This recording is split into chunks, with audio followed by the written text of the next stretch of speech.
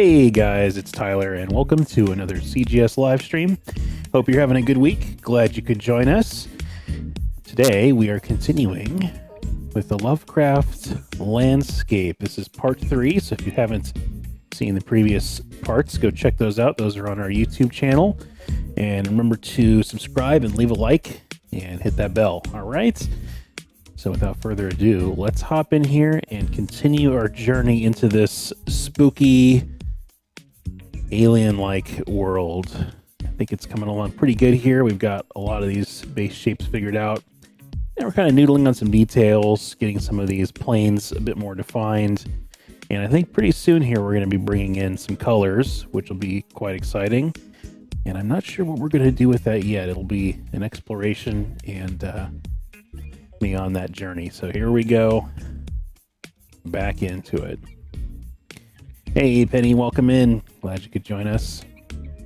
So I want to maybe play with these pillars. This has been a kind of primary element in the scene for a while now. And I've been curious about their details.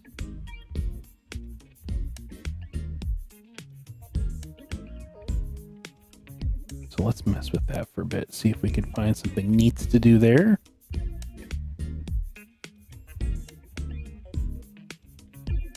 And I mentioned at some point the Easter Island heads. And I think that continues to be a bit of an inspiration for me on this, but I mean, those are a bit too normal for this situation. So we want to come up with our own deal.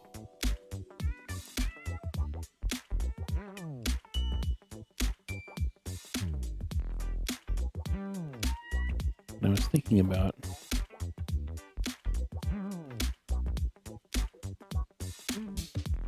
maybe some kind of eye.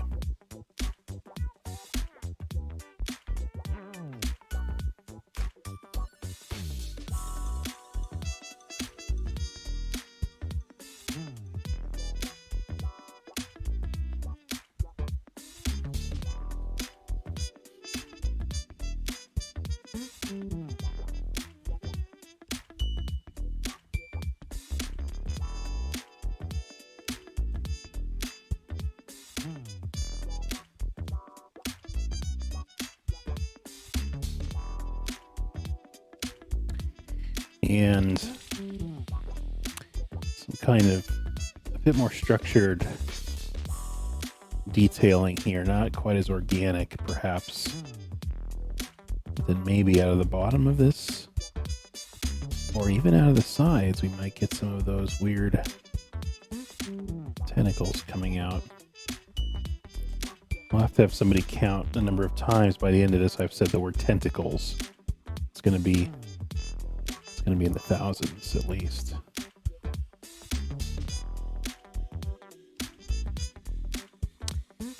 Hey Audrey, welcome in. Yeah, glad you like the music. We're just chilling out here, trying to get our creative groove on.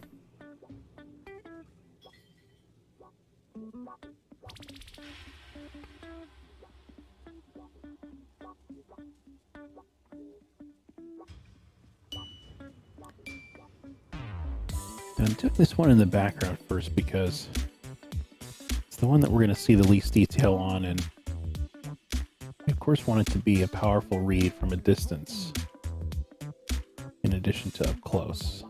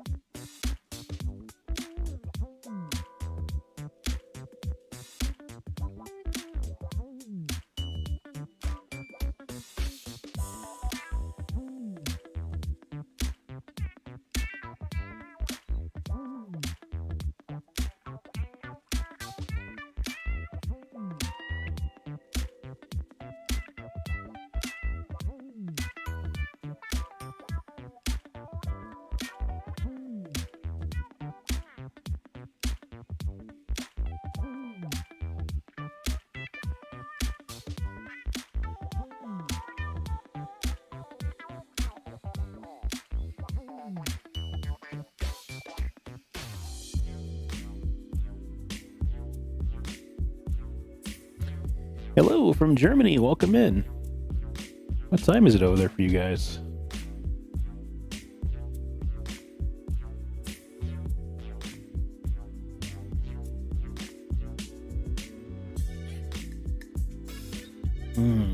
That's feeling kind of creepy. The eye definitely giving us a sense that it's brooding over this landscape, a watcher, a guardian of sorts. It's a general theme we have of this environment overall, I would say, is the sense that there's things sort of watching you, which is real creepy. I remember as a kid I had this dream of my waking up in the dream, of course, and the headboard behind my head of my bed, all of these eyes opening in the headboard. I was really young when I had that dream. Watching too many scary movies, maybe.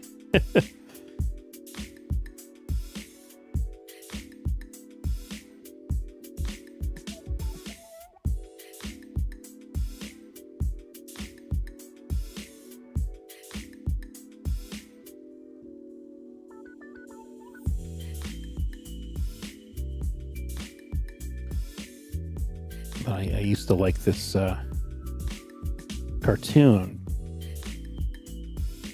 called The Real Ghostbusters, which was a animated spin-off of the popular movies. And they had, it was, watching it now as an adult, it's a very, kid-friendly show, seemingly, but when you're, 5 years old or whatever, some of those monsters can be a little scary in there. And turns out that one of the concept artists for that animated series ended up becoming a concept artist for Industrial Light and Magic, doing creatures for big monster movies and stuff. So, yeah, interesting how that all works out.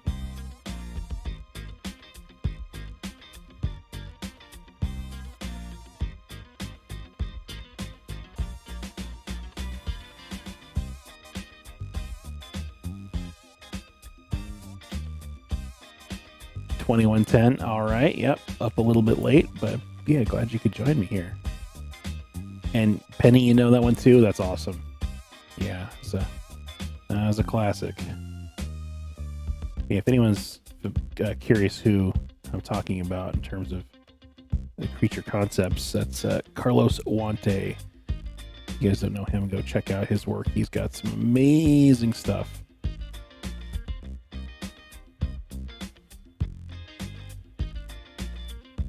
Worked on everything from Lord of the Rings to Men in Black to, you guys know the ILM portfolio, so I could go on and on about that. But he's had his fingers on a lot of projects.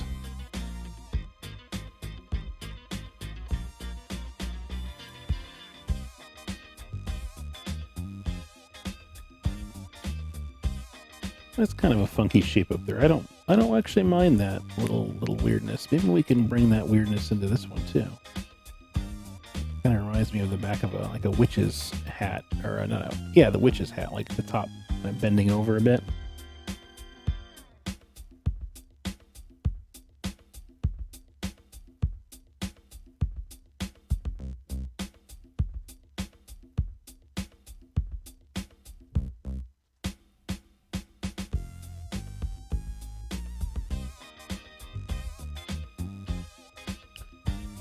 Consider how bright this face is going to be as well. We will carve this out.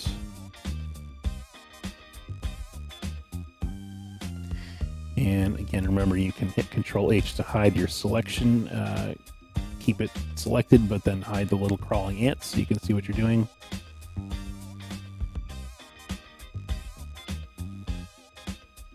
Let's zoom out here and just see.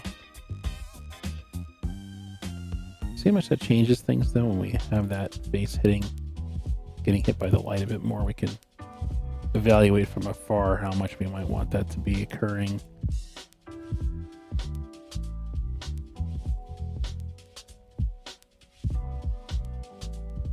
Yeah, I kind of like that level of light. Maybe a little bit of selection issue there. We can clean that up very easily.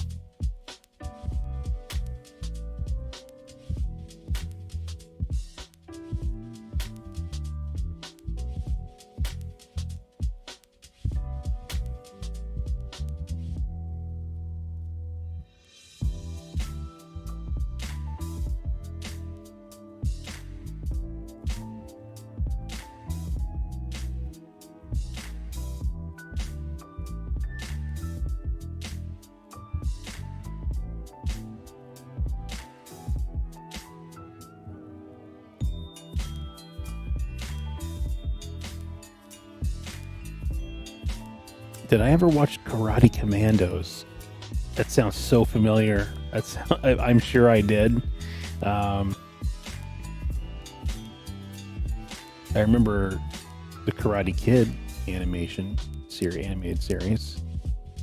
That was pretty awesome too.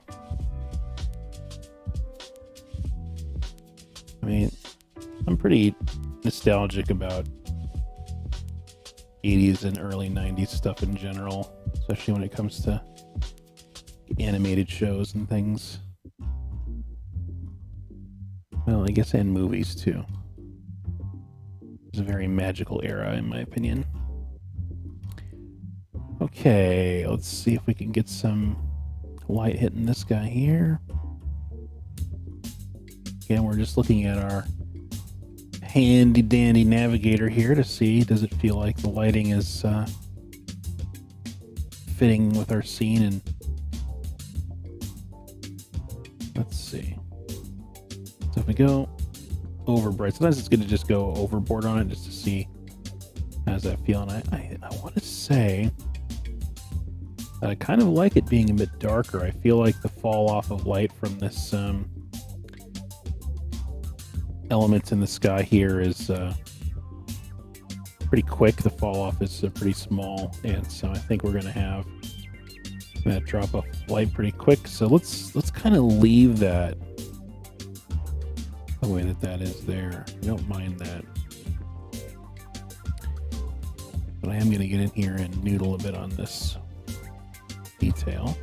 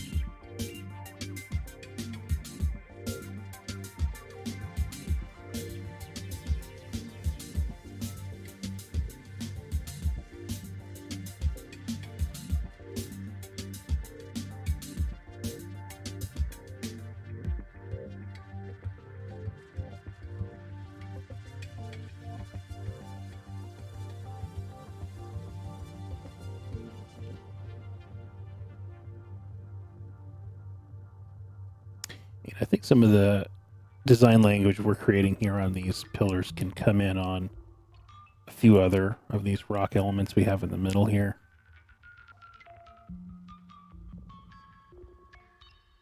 I like the feel of that stuff. There's an alien-like quality to it. It's also a little sci-fi. There's something kind of circuit boardy about it that's kind of a neat aspect. Not that we're shooting for something that feels super futuristic, but maybe heightens that alien-like quality versus it feeling a bit too traditionally fantasy.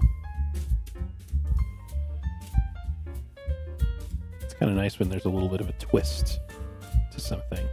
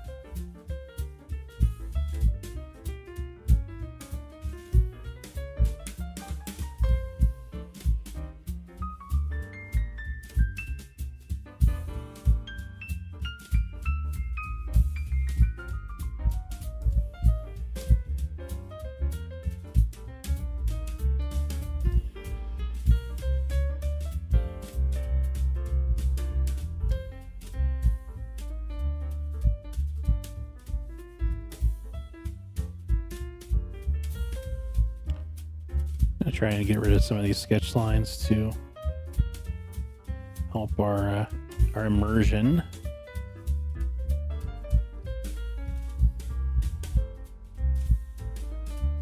I'm just using the smudge tool here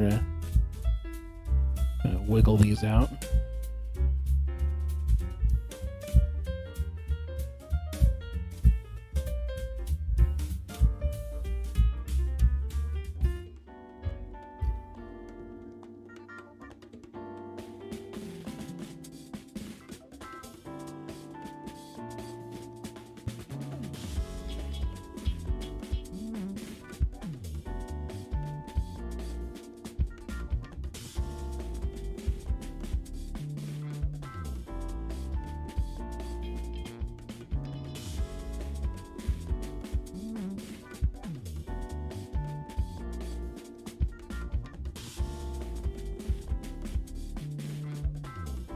You're coming from work and now you're painting for a couple hours with the chill stream? Sweet.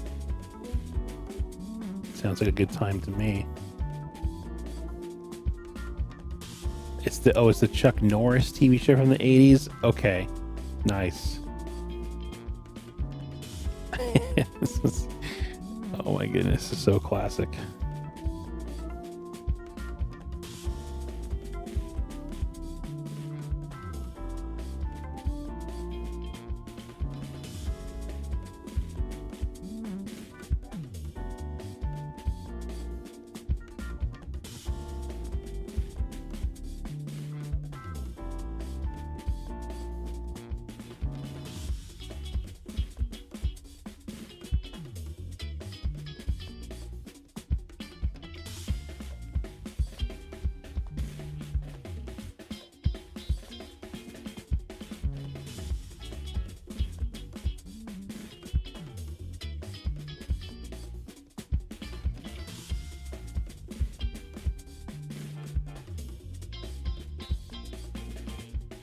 He gets a little lost. That could be cool.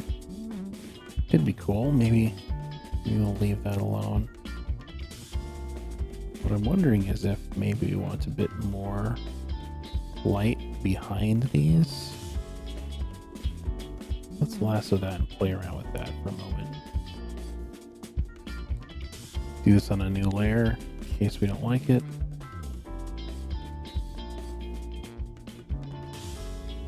I think what that's going to do is that's going to bring these pillars forward more, which is what we want, and because they're of course a lot darker against that background now. Yeah, I think that's definitely a good look. We're getting a good feel with that, and I'm gonna pull back the darkness on these clouds here just a bit. And you can see that how much time there is spent just managing the layers of depth in the image and the overlap of these planes.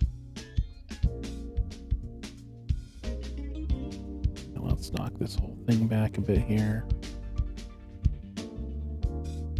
No, that might be too much. Let's see. Zoom out. Okay.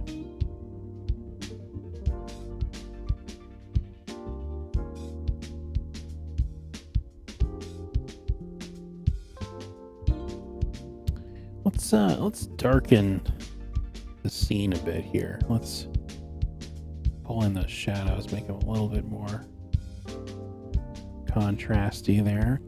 Cool.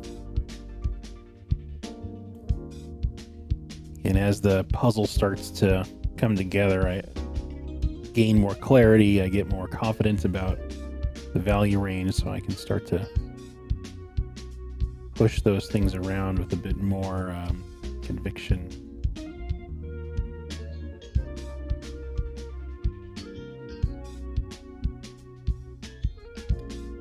For me, though, this base wants to be wider. Yeah. Cool.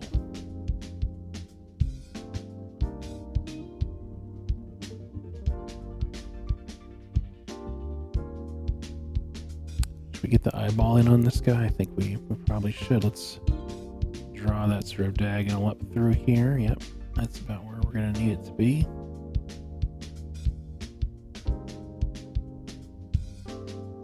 And this guy's going to be off screen. It might be a little bit unfortunate we don't get a chance to appreciate a super close eyeball, but I think that these are going to give us enough of a idea of what we would see here on this one off screen.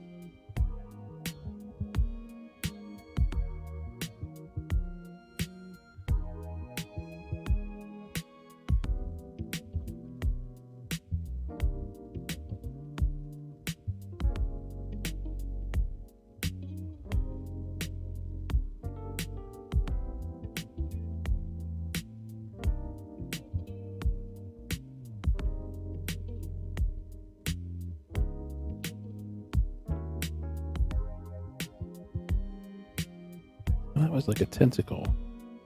Okay. Forgot we'd put that guy there. Let's actually clear that off because I want to get a good separation between this floating rock and what's below here. And we're going to have this layer of ground fog. It's going to be a cool aspect too here.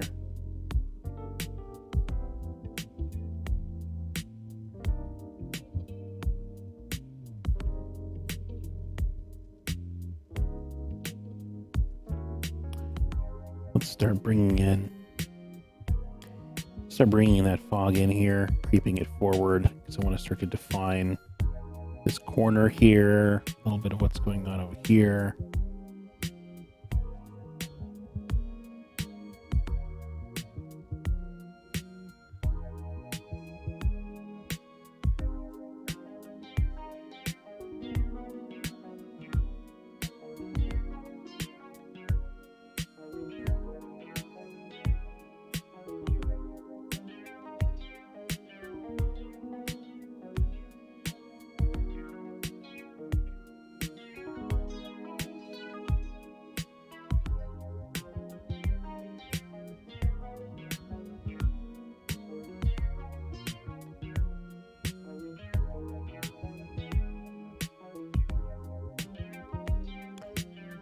And we're gonna cut this guy out for the moment so we can work around them. Not that it took us that long to paint this little rock here, and we're gonna do more work on it, but yeah, we'll just copy him out and smudge him on out of the picture.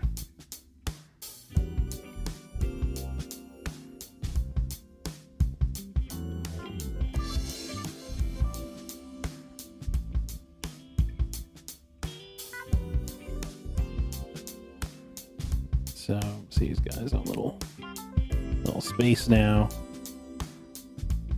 We can work freely below him.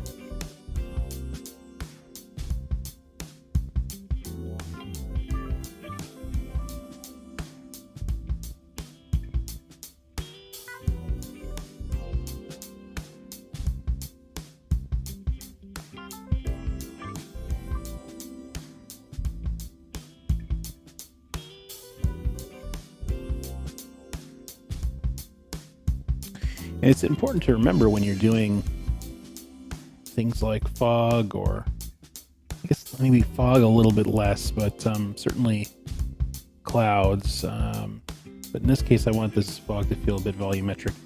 We want to be thinking about it like it has some, physical dimension to it. We want to be thinking about the direction of the light and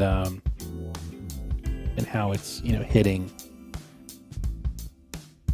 these forms. So the light's coming from here. Gonna maybe get blocked a bit by this platform, but only so far, right? Like it'll block some things kind of just in front of it, but then at some point we'll have the light still spilling out over here and catching some of this. So, and we have a bit of artistic license here to play with that and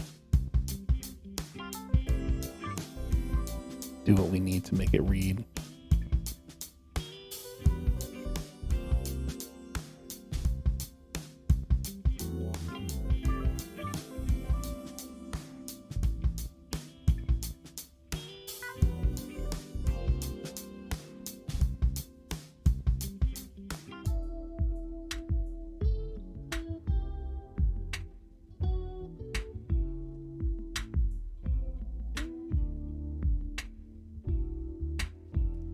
We want this just sense of sort of a soft fluffiness to this dense but fluffy underneath the platform here.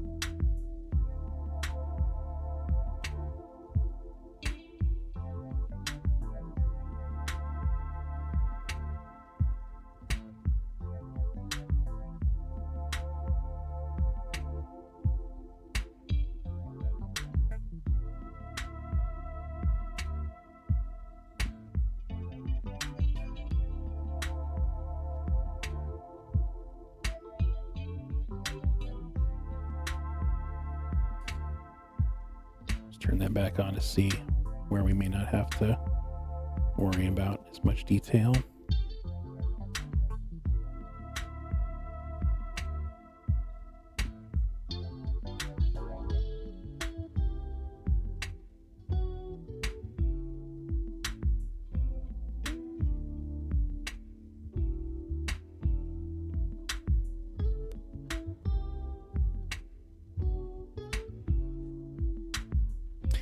And the key with getting these tentacles to read right is to make sure that the edges of it are hard as it crests up out of the fog, and then as it plunges down into it, we get that soft transition. The difference in edge quality there is what allows your eye to understand that interaction.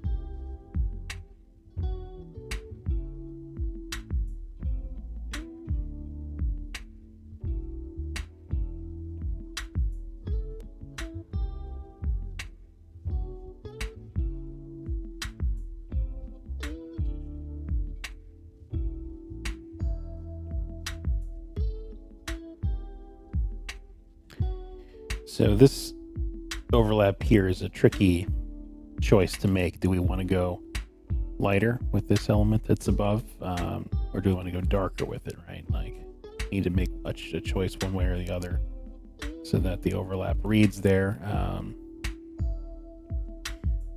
So let's see. I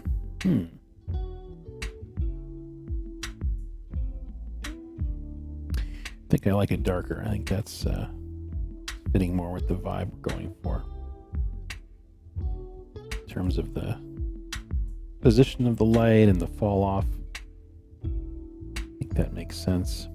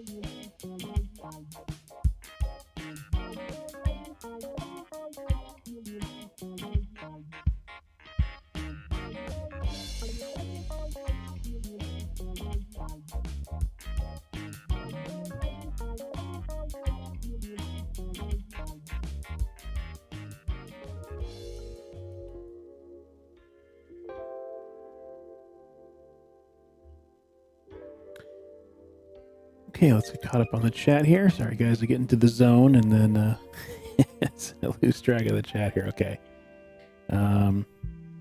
Oh, thanks, Penny. Glad you're liking it so far. Definitely starting to get into it here. I think it's heading in a pretty cool direction. Let's see.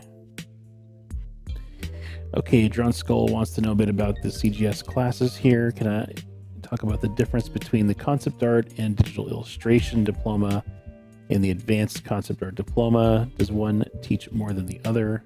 You're thinking about taking both, and I didn't want to take both if not necessary. So the concept art and the illustration programs are definitely different. So if you take both, you'll definitely get value out of both.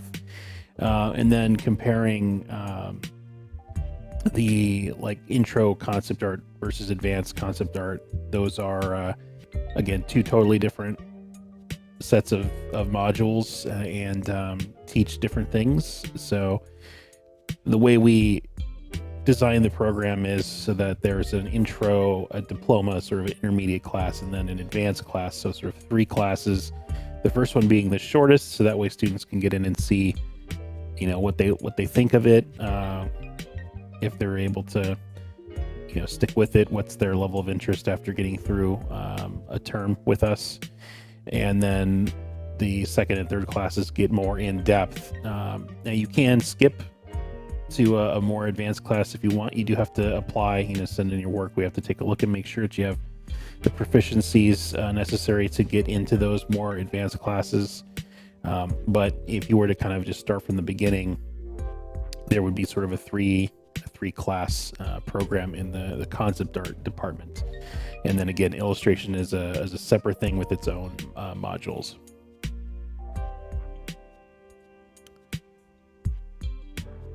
Okay.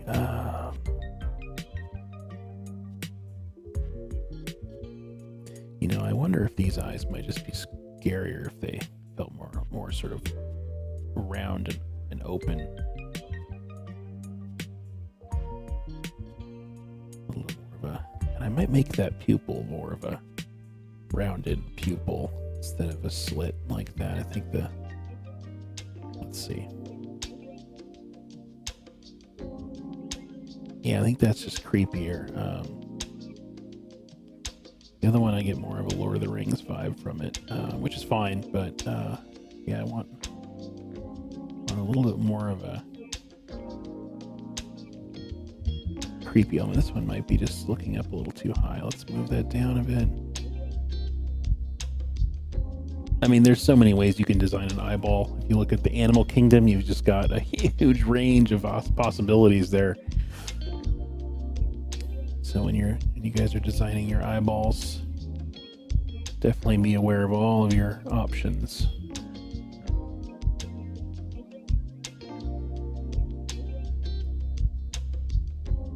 The tentacle was feeling a little bright for being in the front.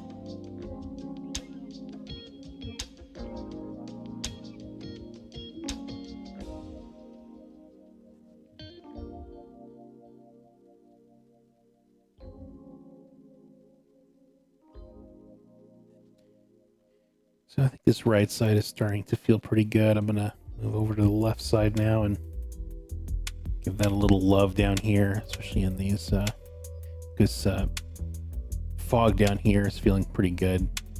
Still need some tinkering back here.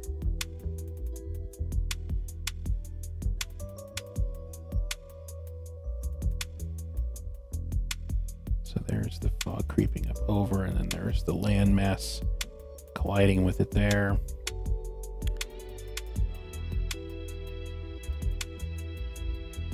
I was just talking about moving to the left, and now I'm back on the right again, but I was noticing just a few other little bits here. That's good. I mean, you want to kind of move through the whole piece, right? You don't want to get stuck in one particular spot.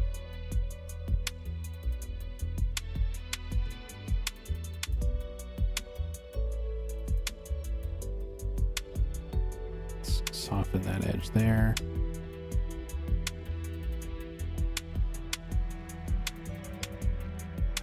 And I'll be adding a few more tentacles popping up out of the fog over here. Actually, I think this might be a good spot. Maybe right. Oh no, it's kind of mirroring. You're getting a little bit of a repetitive pattern there. I don't want that to feel so designed. So I'm gonna smoke that out, and we'll kind of do another dive on that in a bit.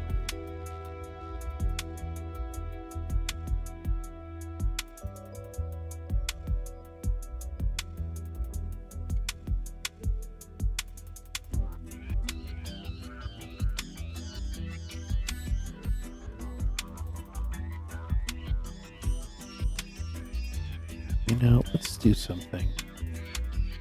Let's take this. This is just a random thought, but I think I want to scale this element down.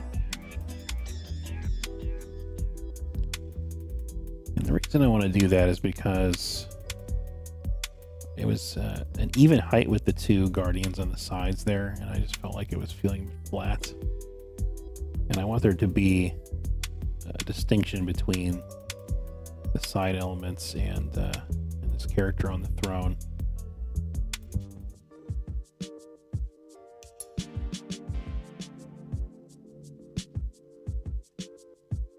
Yeah, there we go. There we go. And it could be, I think we'll probably end up putting silhouettes of some people in this scene somewhere. It could be maybe on one of these platforms, but I want to put them in so you get a sense of scale, because in my mind they're quite a bit smaller than the stuff going on the platform. I think a human would be somewhere kind of in this height range compared to these things. So that'll be really cool. Like, that'll immediately kind of set the scale for the viewer of how immense this place is. So we'll definitely bring that in at some point.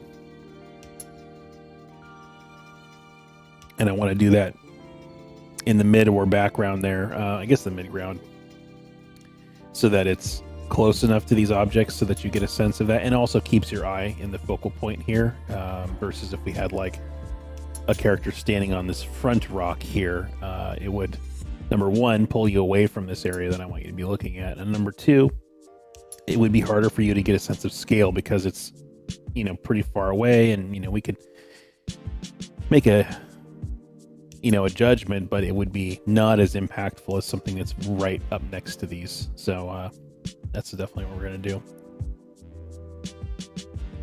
Maybe we'll just leave that little person in there. I'm gonna make them a bit lighter there, a bit out of step with the depth there.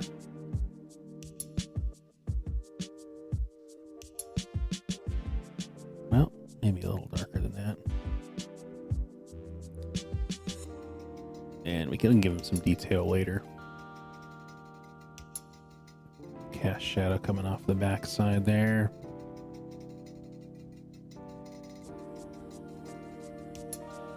A little bit of rim light hitting him from that sky there.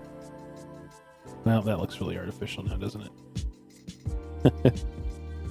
Let's try a little lasso tool here. Okay, yeah, there we go. Just needed that crispness, that crispiness. Okay, so where were we? We were gonna pop on over here to this left side and get this fog feeling nice and in sync with the right side here. Let's get rid of our interface. I'm so anxious to add some color to this, guys. Hopefully you're excited about that stage too. I have no idea what we're gonna do, if it's gonna be like a blue-green kind of thing, or are we gonna go for some kind of like magenta, purple, pinky kind of thing, or is it gonna be really like red? I mean, there's so many. We could we'll probably just do a few different color comps because it'll be quick to cycle through some options and just see what's feeling like it's capturing the mood that we want. Tempted to cut this tentacle out and put it on its own layer because it's such a strong foreground piece. I think we'll do that so I can work a bit more freely on this fog here. So let's do that. Come here, Mr. Tentacle. You have been chosen to receive your own layer.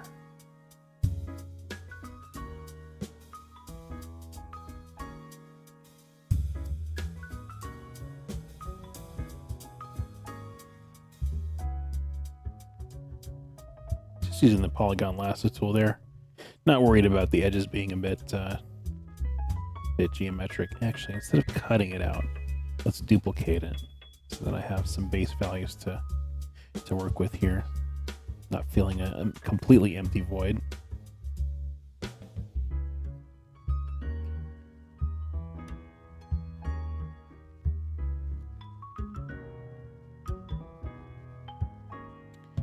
And this is typically how I'll work on an environment like this, where I'll start with one layer, just so that I can work very freely and organically. And then as I get a bit more clarity, I will kind of cut pieces out and separate them if I need to.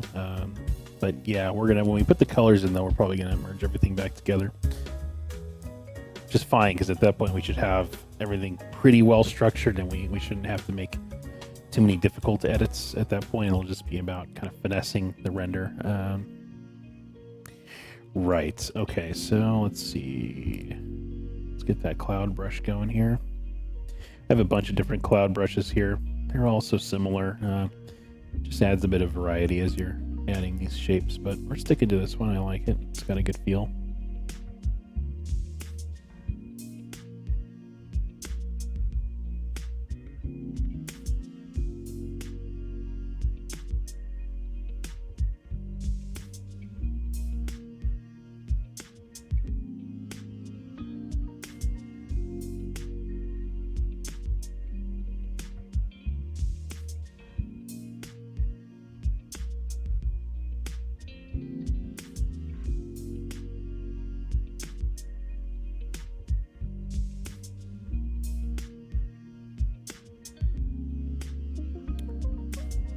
Okay, let's go back through the chat here. Let's see. Hey, Northbound. Cool. Glad you like it so far. Hey, Tony. Cool. Thanks. Appreciate that. Let's see. Leo says, should put this in the art section. You might get more people on Twitch. Huh. I wonder why it's not in the art section. That's weird. I'll follow up with our team and see why that is. You're planning on attending CG Spectrum, doing that. Cool, that's awesome. Well, I hope you enjoy it. Yeah, Drawn School. Hopefully that info that I just gave gives you a little bit of clarity, but feel free to reach out to our admin department too. They can definitely give you a really good rundown on that stuff. Penny, purple and orange. Yeah, we can definitely play with that. That might be one good option. Let's see. Zim says, hey, Tyler, what's your take on all of this online learning thing? And what have you learned from your mentoring? Wow, really good questions. Well, I will say that online learning has really come a long way in the last 10 years. I mean, it's a very viable way of learning. There's a lot of really good content. And I think the only challenge that you face is that sometimes it's hard to figure out how to stitch all of the information together in like an actual logical path, from point A to point B. It's all sort of, valuable nuggets of information, but they're sort of sprinkled everywhere, right? And you're kind of cobbling them together. And so, what CGS tries to do is it tries to kind of give you a path and connect the dots. And then I think, supplementing that with additional online learning is excellent, going in and doing deep dives on the things that you want to study further. And, there's only so much that someone can learn in a 12 or 24 week course or whatever. And, it's not something that you're going to come away as a master of anatomy, let's say, by taking a course at CGS. You'll know a lot more, and you'll be in a really good spot. You'll have a good sense of the path, but the online going and doing a deep dive on your own too to find more information is really valuable. So I would say online learning is an amazing tool, and you just got to kind of have a nice sense of how to get from point A to point B, and then you can kind of fill in the gaps from there. And then what have I learned from mentoring? I've learned that there is a unique challenge to communicating visual concepts to others clearly, which is, I think, probably true for teaching lots of subjects. But I'll speak from experience teaching, visual things in the concept program. And the stuff that was in my head before I became a mentor was challenging to verbalize clearly, and also then to construct lessons or lectures or assignments, practice studies, things like that, that the students could then go and use to better understand the concepts that I'm explaining. And so, over time, I think that is something that I've definitely gotten better at, and I think I have a pretty good grasp of it. But I'm always learning and growing too, and students continually challenge me and ask me questions that get me to think more about what I'm trying to say and why I do the things that I do. So yeah, I think that's generally what I think about when I think of what I've learned from mentoring. And that's a kind of a cliche that a lot of teachers say is, they learn from their students. Certain students learn from them, and they learn from their students, and it's a back and forth, and that really is true.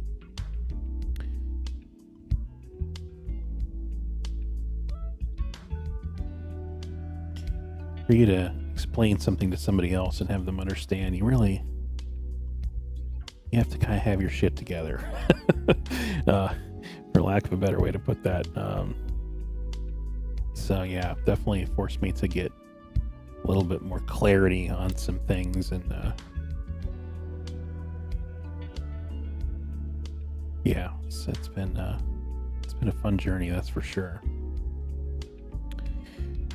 All right, I want to get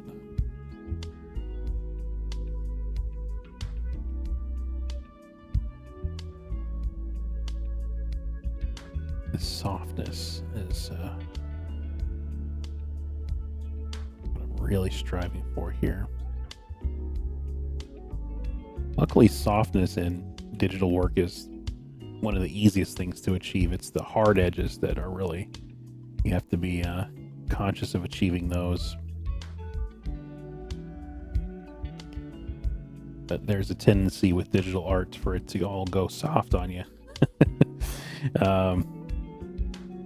It's that without the physical traditional media, we don't have any of that texture coming through. We don't have any of those physical interactions happening that create interesting textures and color variances and things. It's all very manually driven, right? You have to tell it exactly what you want.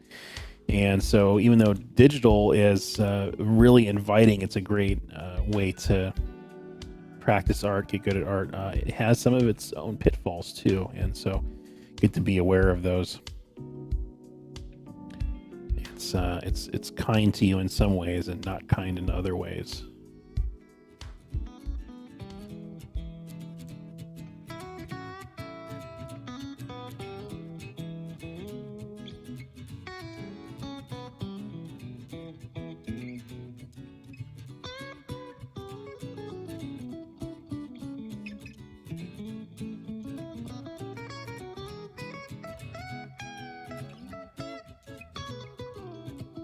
Still questioning this value interaction here. That's going to be something that I'm probably meddling with for a bit.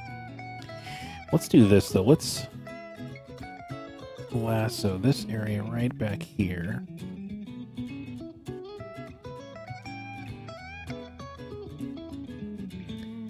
Let's kind of bring a bit of glow to this back area here, kind of rim lighting this platform a bit, as if the light is kind of spilling behind that area. And that's the thing about fog too, right? Is that it's aerosolized water droplets, and so the light comes in and it sort of feels like it has the light is bouncing within, and it kind of lights it up. And so we could kind of use it as an excuse to create some cool dramatic backlighting areas here. The selection on this one is going to be a bit of a pain, but I think we can manage that. Let's get in here and do that.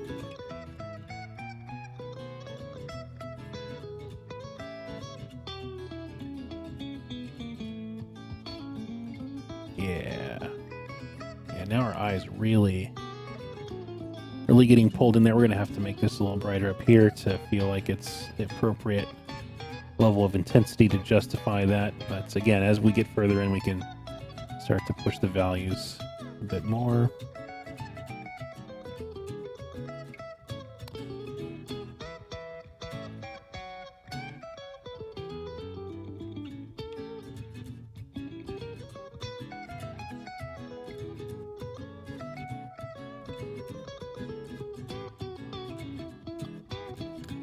I don't know that I'm appreciating this this interaction here. It's just feeling a little weird to me. I think we're gonna play around with that there.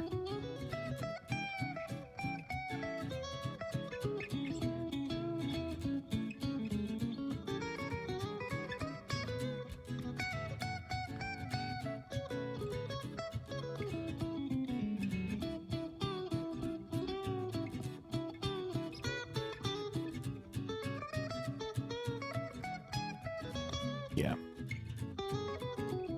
That was one of those cases where the overlap wasn't feeling quite right. And let's push that back. Get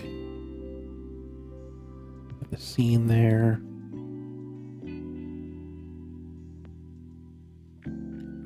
Maybe a little strong. Okay, cool. Yeah, that's feeling good.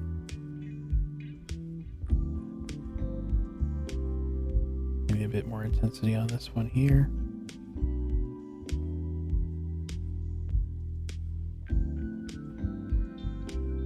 I'm going to get rid of this one here because it feels like it's going to compete with the shape and size of our character. We don't want people to get confused and think it's just another block.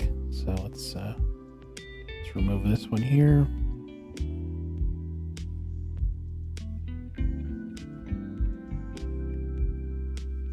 Cool. Yeah, that works.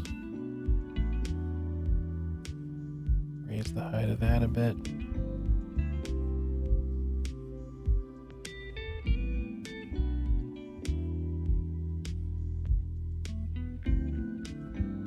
Let's bring back our tentacle friend there, and it's interesting. We can kind of see like how the scene reads. Play around with that even. Perhaps it goes further away from the foreground there.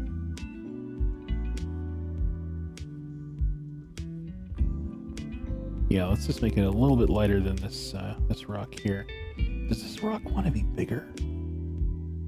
Maybe this just wants to be bigger. Oh, there's a little bit of we painted a little bit on this area here by accident. Whoopsies. Little layer mishap there. Easily remedied. Okay, so let's see. I was thinking about how big this wants to be. And maybe its position too. Could overlap with that one there. I think I like the separation.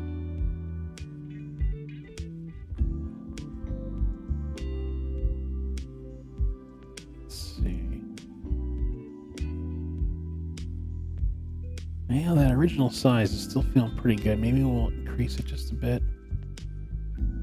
But yeah, I think the original size is still feeling pretty good.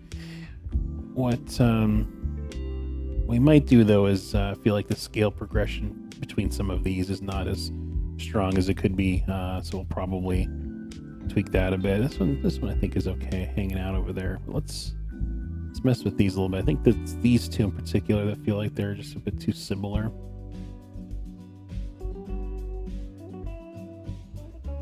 Shrink this one down.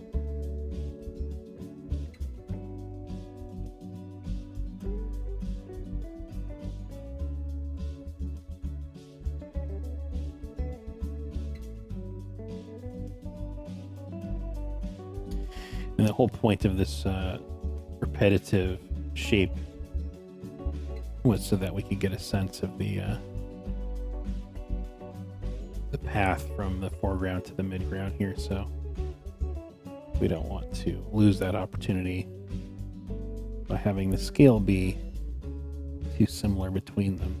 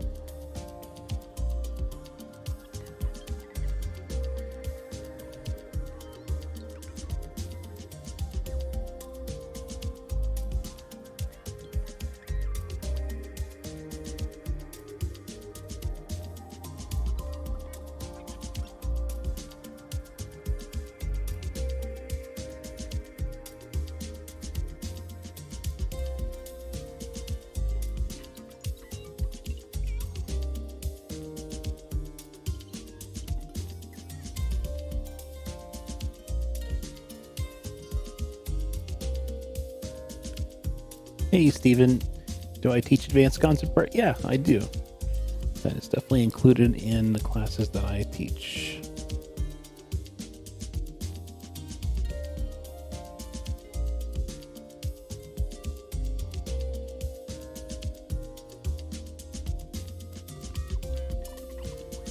So, yeah, I'm just basically going through and noodling on this. Nothing really much to say. Nothing, no epiphanies or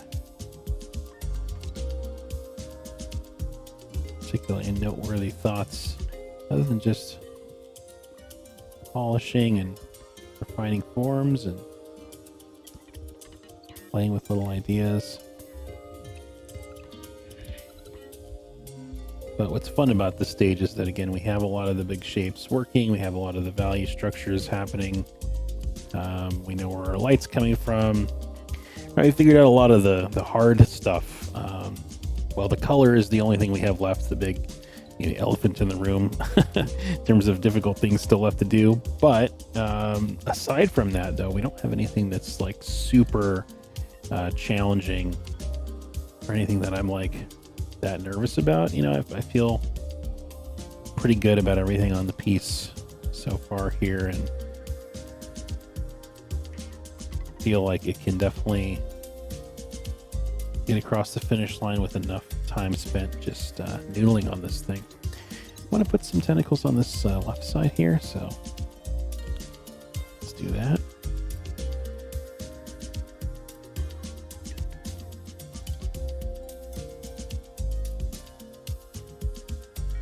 Again, this is easily done by just controlling the value a bit and the edge quality.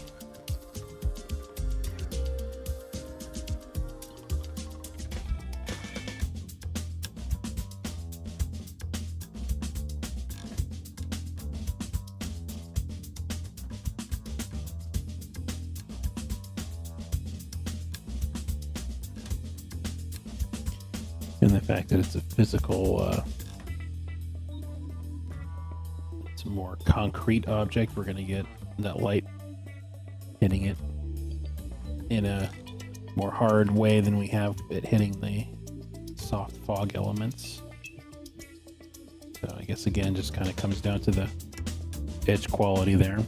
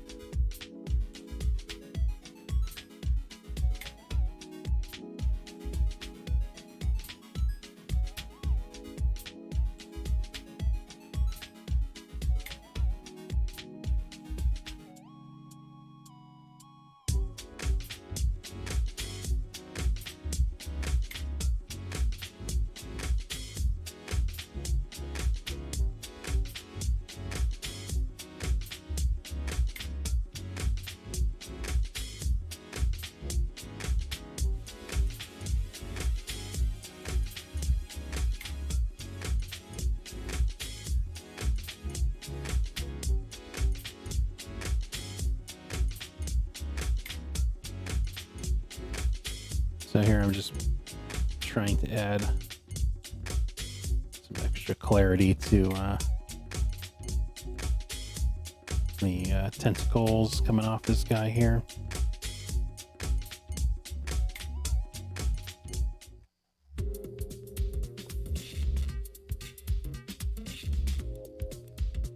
And we have our value range established for this layer in the piece. So as long as we're kind of sampling from things nearby, we know that we're safe.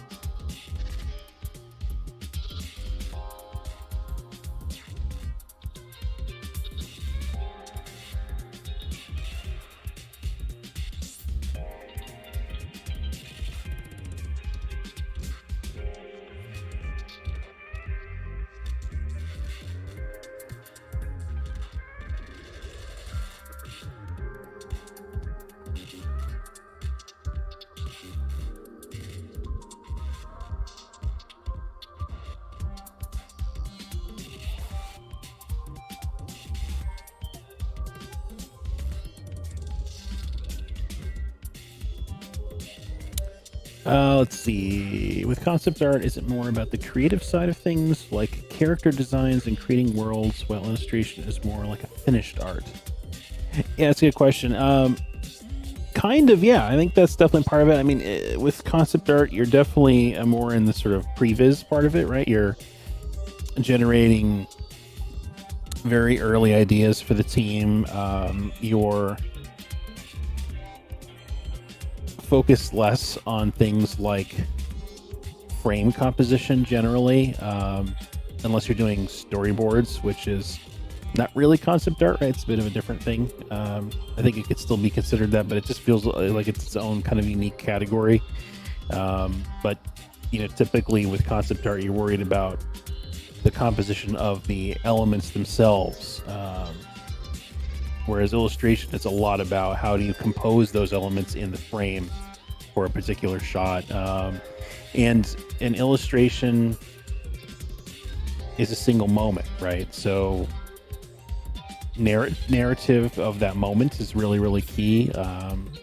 You're trying to say as much as you can in that moment, capture that emotion.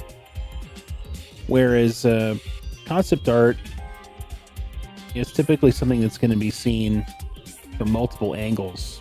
A character that's going to be in motion, seen from the front, from the back, an environment that you might be walking through.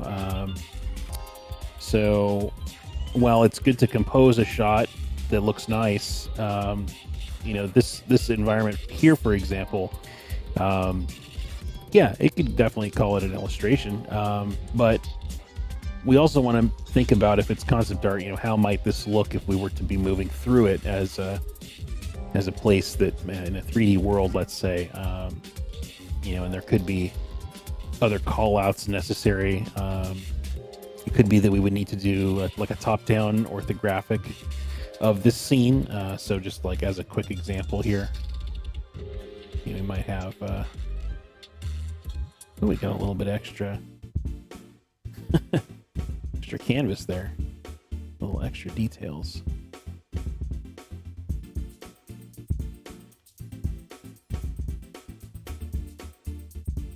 So we might end up doing something like we'd have a plan view of our situation here, and we'd show our platform and the throne here, the two guardians on the sides. We'd show the floating platforms Coming through the environment, we show that there's some sort of a trench here, and those big obelisks. You might not show this one here because it would cover it up. You could maybe have like a little outline and a crosshatch there or something, but you know, you could have a kind of a call out there, say that these kind of continue through. Right, and this could be all in an attempt to help the 3D modelers understand what you're thinking about how this level is laid out. So this would be kind of like an extra call out for this shot here. That's a pretty common thing with environment art for games, is that you'll have these sort of level layouts that help the modelers understand, because they can't necessarily, I mean, they get a sense for it, but they may not fully grasp the distance that you're going for and some of the terrain choices that you have. So, you know, if we're really clear about it here in this call out, then they'll know exactly what it is that we're going for. Right, so that's kind of a distinction there, I guess, with the concept piece versus an illustration piece, is additional call-outs and other views. Very, very common in the concept world.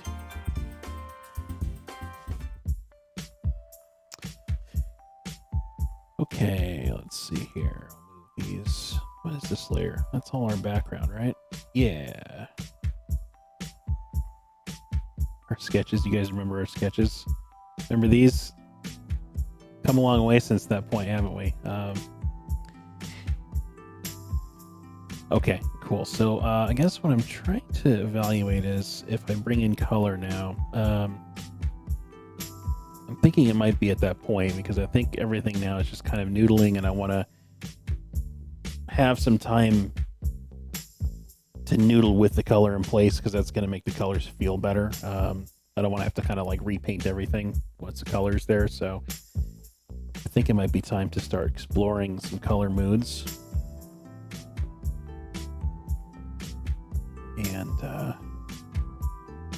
I think we've got about half an hour left here, so I think we'll play with some color moods, maybe play around with noodling on some colors, and then I think that'll be a good place to end this stream, and then likely the next stream we'll be able to wrap this up. Yeah, so this will be, I guess, a 4-parter, right? Yeah, 4-parter, which is at 8 hours, so that's you know, a day to do an environment concept is yeah, not too bad, you know, especially on stream here, and I'm talking to you guys and answering questions and stuff. So I think it's a pretty good range to be in. Let's see. Steven asks, how are illustrations used for films? Yeah, I don't know that we really see illustration much for film aside from like marketing materials. You'll see, you know, if you see a shot that's like a character with a background and it's this very rendered scene, it's more you know, a kind of a storyboard or a mood piece to explore, you know, how that moment might look in the film.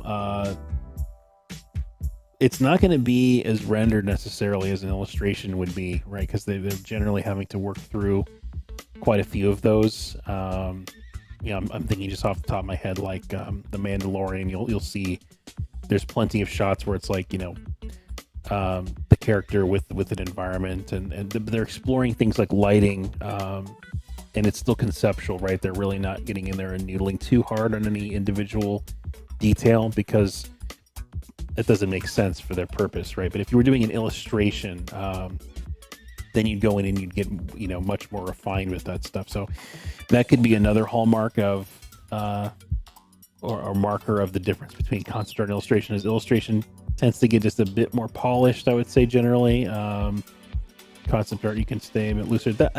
It's tough to generalize this stuff, though. Like, I don't want to do that too much, but, you know, since you're asking and I'm trying to give a sense of it, you know, that is one other thing that you might notice about it.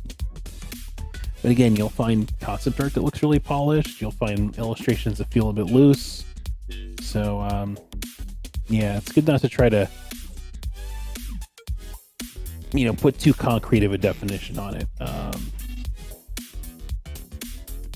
There's a lot of There's a lot of overlap between those two things. I'll say that. Right. Okay. So color. Let's do this. I'm gonna pull all this into a group here, and then we're gonna duplicate the group. So we're using the layers as a history state as well as a way to stay organized. I'm gonna move this over here. Kill our notes layer. We can merge this together. We're gonna start to get a little bit simpler with our layer stack here. And by simpler, I mean literally one layer. Okay, so first thing is let's just color balance. Let's just play around with some mood here.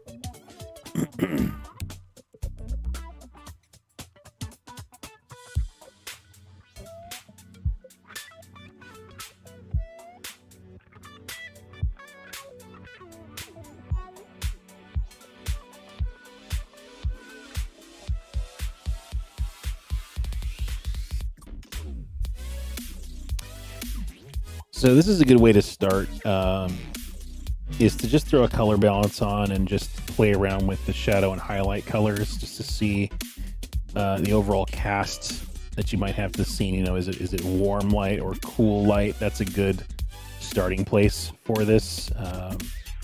So thinking about the color of the lights and not necessarily the like the local colors of objects. Like if this is a red stone, you know, let's do that in kind of a second pass.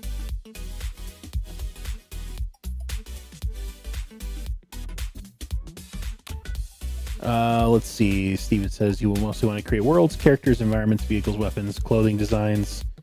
So concept looks like it suits you best. Yes, definitely. Yes, if you're interested in this sort of like origin of worlds and all of the things that live in it, that's concept art all the way. Yeah, illustration, there tends to be less invention, right? It's like you have designs that exist and now you need to place them in a scene and make them look really cool in that moment. That tends to be more what happens with illustration. Again, I don't want to put everything in a specific category because there's plenty of exceptions, but yeah, if your primary focus is I want to invent designs, then yeah, concept is where you want to be at.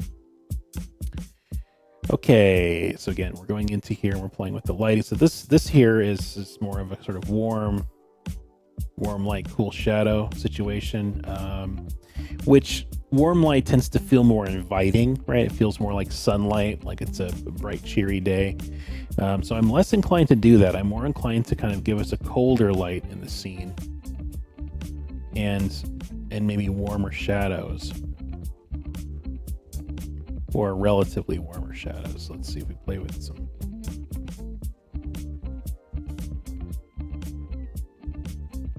Yeah, I don't know that we want to go full yellow like that. I mean, let's see, a little more.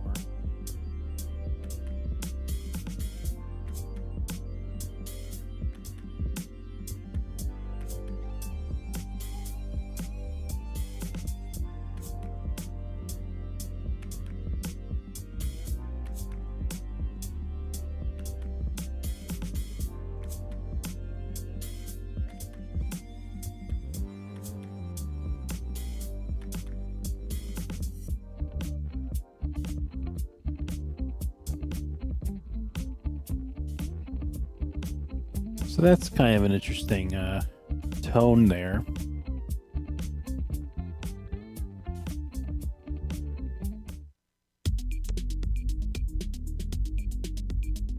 So let's throw in a multiply here.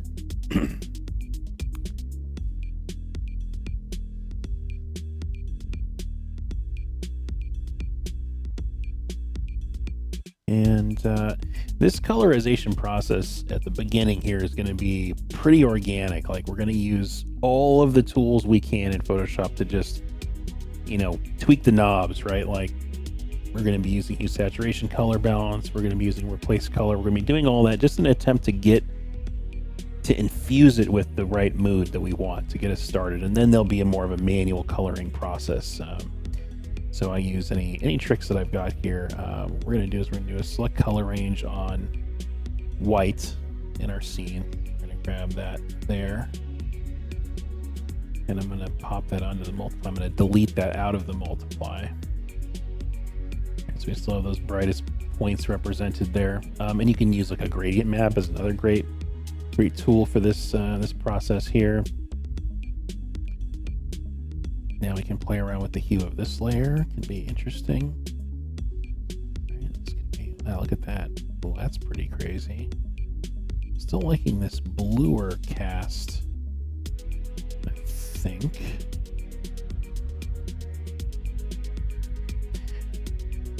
But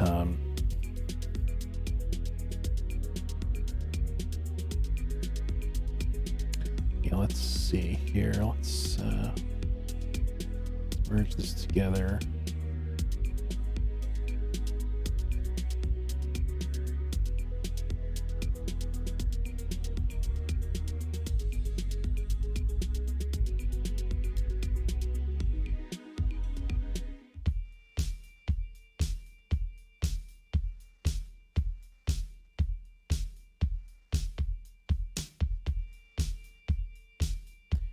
I'm not leaving anything off the table at this point, right? We've just begun, so why limit ourselves?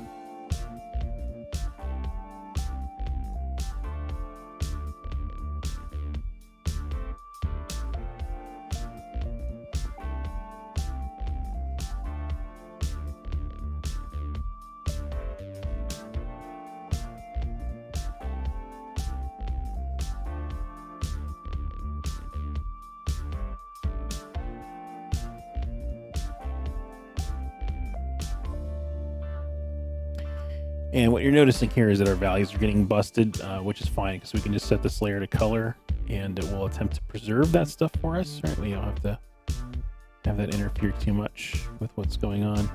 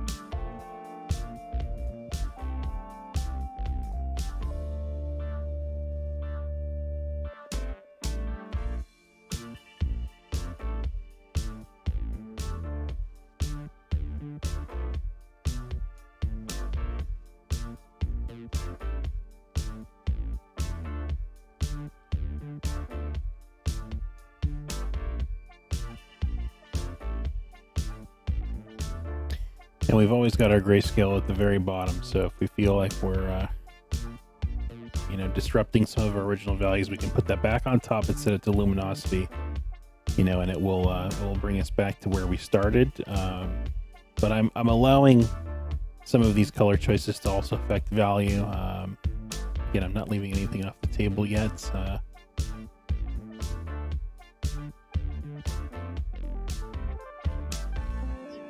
Definitely something kind of cool about this here. Let's just move the hue slider around and see.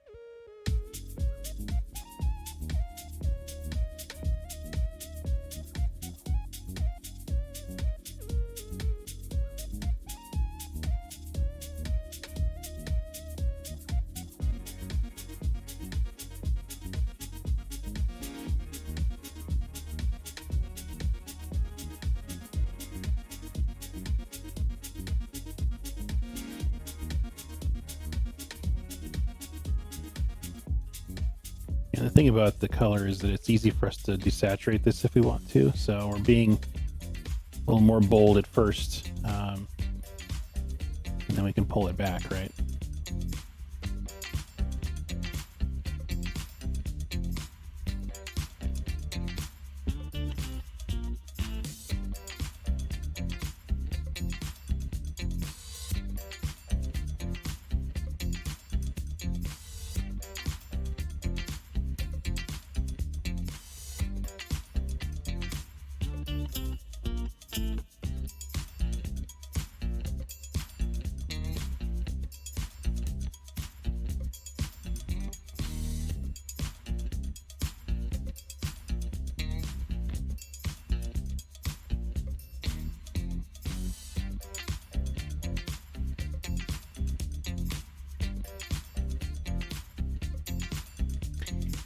Hey Zane, green is interesting. Yeah, green is it's definitely a possibility here. So I'm just kind of working in color regions, if you will, like setting up light color and kind of where that's hitting. Some of the local colors I'm starting to play with now, where like the color of the terrain or the color of the sky. But then we'll do some just hue shifts and we'll create a series of color comps so we can look at them and just see like, okay, do we like the blue version, the green version? So yeah, we're gonna definitely consider that. Welcome back, Penny. Oh, thanks, appreciate that. What's my favorite horror movie? Oh my goodness, that's too hard to say. It's way too many good choices there. But again, we don't want to manually paint too much here until we've made some choices. This is just about using some of those color tools to give us some ideas on this. There's some interesting interactions happening here between cool and warm that I like. It's definitely feeling kind of otherworldly, which is the whole point of this, right? We don't want it to feel like a place on Earth. Definitely don't want it to feel friendly. I think the pink is definitely, there's a creepiness to that. But yeah, let's take this and dupe this out, and we'll play around with some variations on it. We'll go here like this.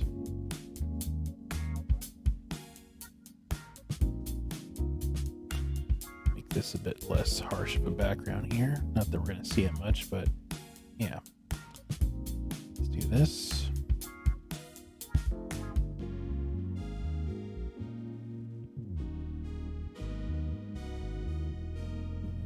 See, that's kind of interesting, like you're saying, Zane, with the greens.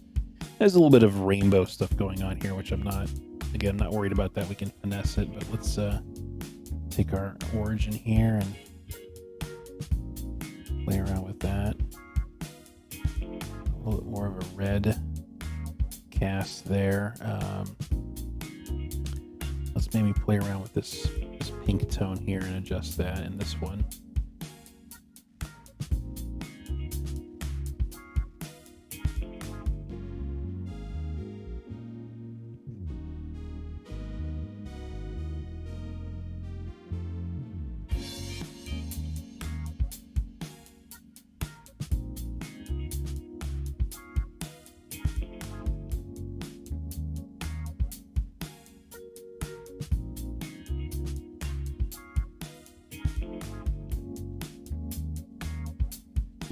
Funny how it's basically the same thing we started with there, or the one we did second here. Okay, let's see. I wanted to do one where maybe we went more blue. Let's do this. There's blue. Yep. Okay, maybe that goes green there.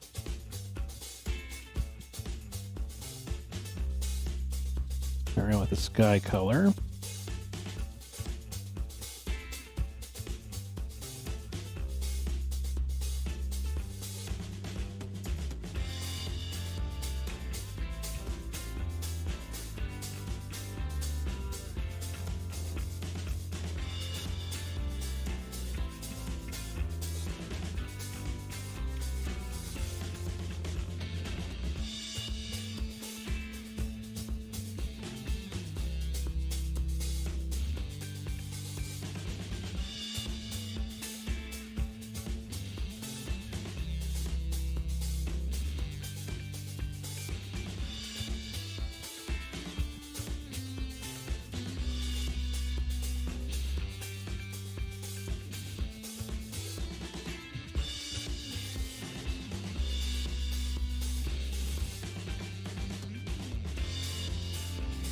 So one's a little bit more blue with kind of a more yellow sky, which is I think kind of interesting. How do I pick? They all work so well. Oh well, I'm glad you like all of them. It is a challenge. Luckily, you know, in this case, we're sort of our own art director, or you guys are kind of helping me along here too. So we don't have any particular outside influences that we have to follow. You know, there could be in a production where they say this area's got to be this color or whatever, if it's related to a particular you know, narrative point. Here we can do what we want, so it is a little trickier to decide. Yeah, but you know, I think for me, I'm just looking at the navigator here too. I think these top two are probably still my favorite. So let's go narrow it down to those two. I think those are the two candidates that I'm probably liking most so far.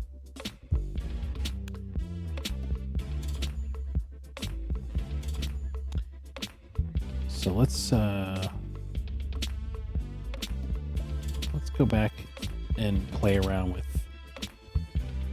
these a bit more. Let's do this one here. And what happens if we change the color of the sky? Oops, let's get, or not the sky, but the light coming through the clouds there.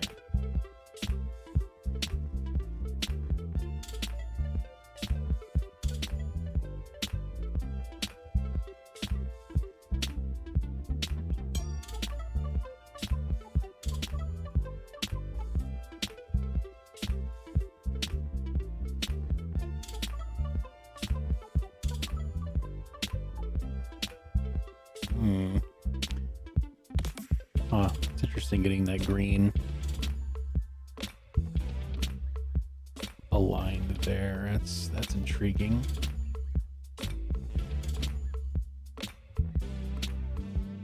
Let's do a hybrid.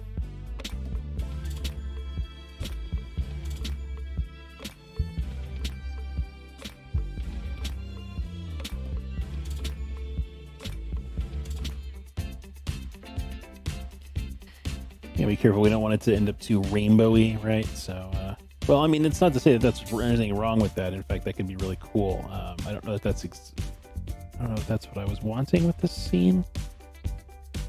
But again, we're just playing around, so why not try stuff?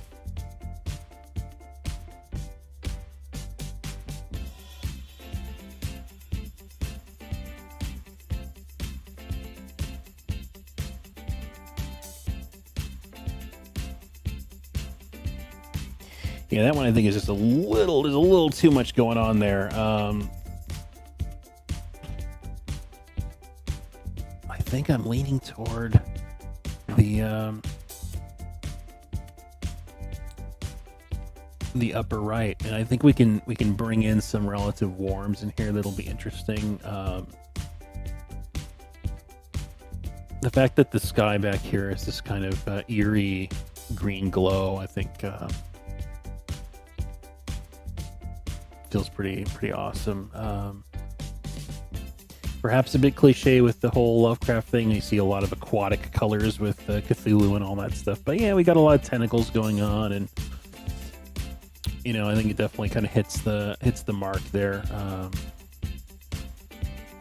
So I think we'll use that as a starting point. So let's take this one here, bring you back on over here. And now we can merge all this stuff together because we were done playing around.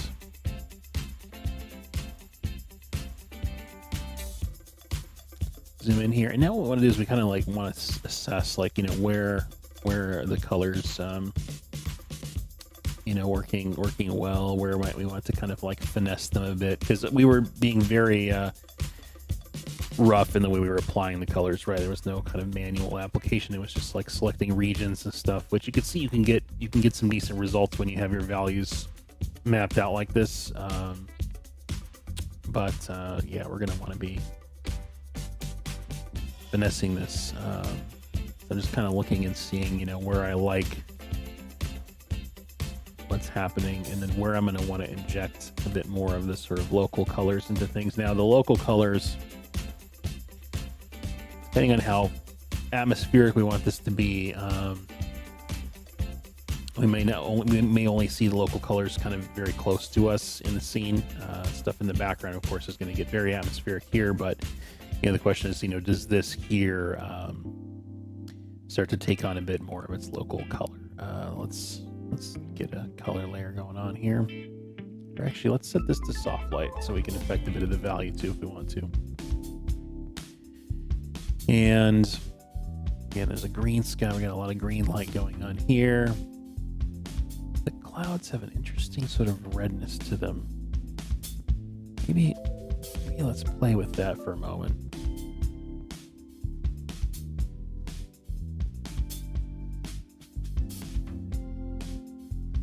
Maybe get that just a bit more yellow so it feels like it's a bit more in line with the light coming from here.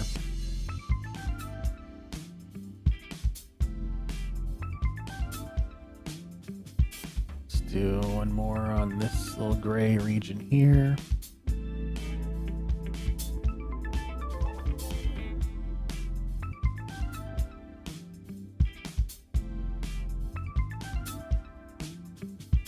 Okay.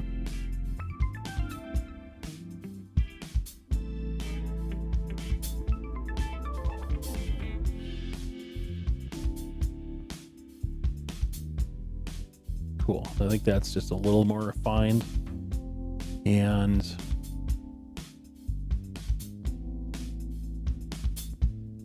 now with the soft light layer, let's see how it feels if we bring in a bit more of that warmth, some of the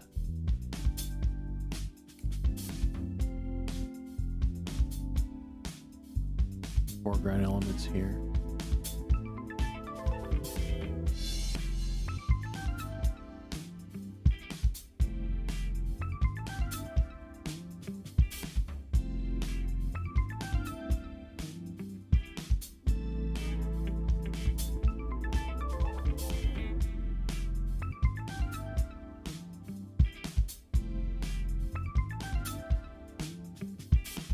Oh my goodness, we have hit time. That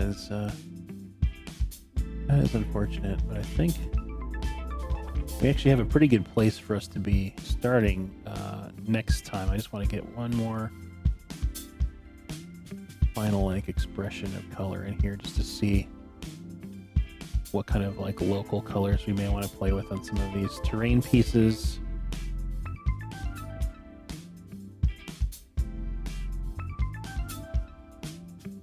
I guess the tentacles could be a different color, right? We might maybe want to have those be a little different. That's fine. But that's the coloration is going to just be not as strong on the stuff that's further away from us. Have that get just a bit more washed out. Now let's play with the hue of that and see that red for me is really interesting. Perhaps that kind of rust tone. Yeah, I think that rust tone is going to be an interesting thing to play with in contrast with some of the greens in the sky there. So we have kind of like a rust in the rock formations. We have a green sky, and then we have some warmer light up here from the thing emerging from the sky. I think that's creating some interesting banding of color here.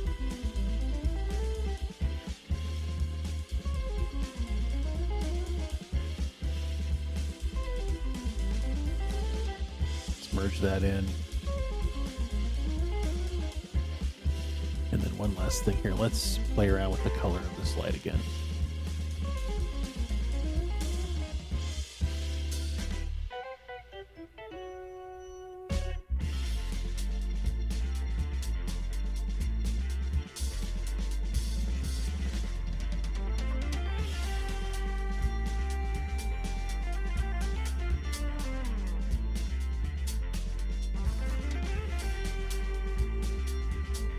Thinking maybe we just go kind of greenish with that sky as well. Let's see, let's turn that off again. Yeah, I think that yellow light just feels a little too like happy, you know. Like I think I want it to still feel a little bit kind of creepy. So I think making that green matching the sky is a cool element there. And see, now we can kind of sample some of this stuff here and start to pull that in. Oops.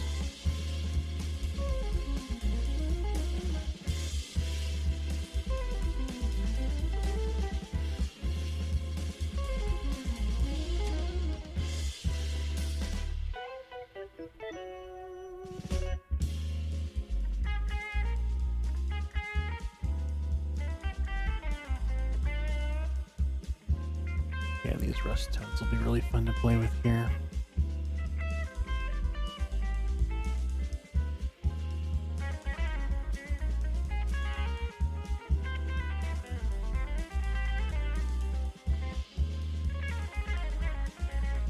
Blaspher, you like the yellow? Should we bring back the yellow? Let's get a stream vote here. Who wants to see the yellow come back? Let your voices be heard now. Let's see. Todd McFarlane and Lovecraft inspires me to do a lot more dark, gritty stuff. Awesome. Yeah, those are great inspirations. Let's see. You're wondering how we colored the image from grayscale. So this is... Turn down the music here for a second. This is all recorded, and it'll be on YouTube. So I'd say go rewind on this recording, and you can see how I did it. So we started with grayscale, but to summarize, we used basically things like color balance, heat saturation, replace color, another one of my favorites, and we just did some color comps, a little bit of soft light. You know, we were pretty organic about it. We were just thinking about kind of global lighting first, and then thinking a bit about local colors, and now that we have a sense of things, we'll be able to kind of manually paint in some of that color and really make it feel like it's integrated well.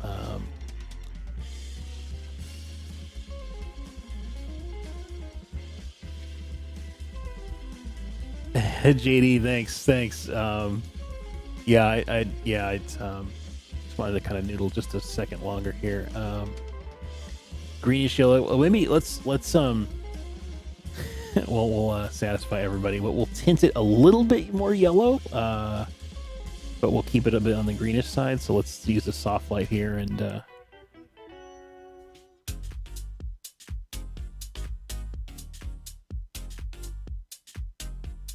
see. Okay, go. This is another layer. Don't worry, we're going to be able to kind of adjust how strong this feels in a second here.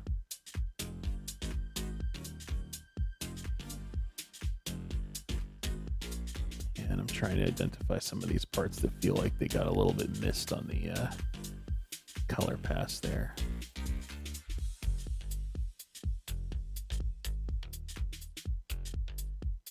Yeah, okay.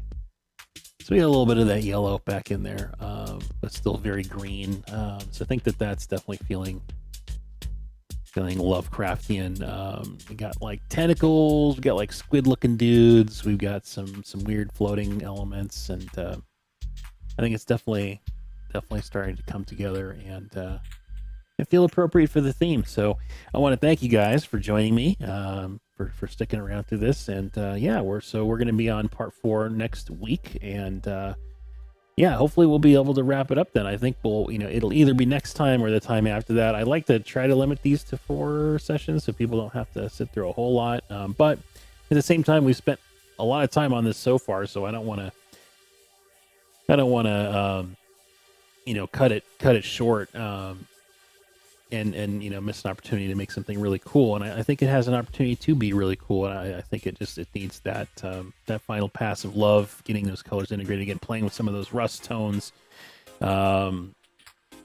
Yeah, and there's more to add, right? Like maybe there's some like lightning striking in the background.